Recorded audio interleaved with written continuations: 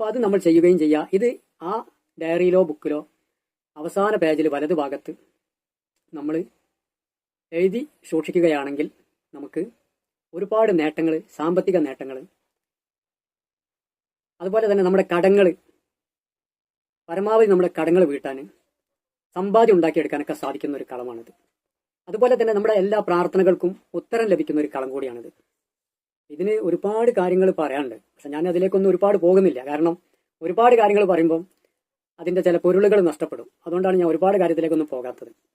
അപ്പൊ ഇത് ഈ 101 എന്ന സംഖ്യക്ക് തന്നെ ഒരുപാട് അർത്ഥങ്ങളും പൊരുളുകളൊക്കെ ഉണ്ട്. ഇത് ആമീൻ എന്ന ആ ഒരു വാക്കിന്റെ അതത് സംഖ്യയാണ് 101. ആമീൻ എന്ന് നമ്മൾ അറബിയിൽ എഴുതുകയാണെങ്കിൽ അലിഫ്, മീമ്, യാ, നൂന്. അലിഫിന് 1, മീമിന് 40, യാന് 10, നൂനിന് 50.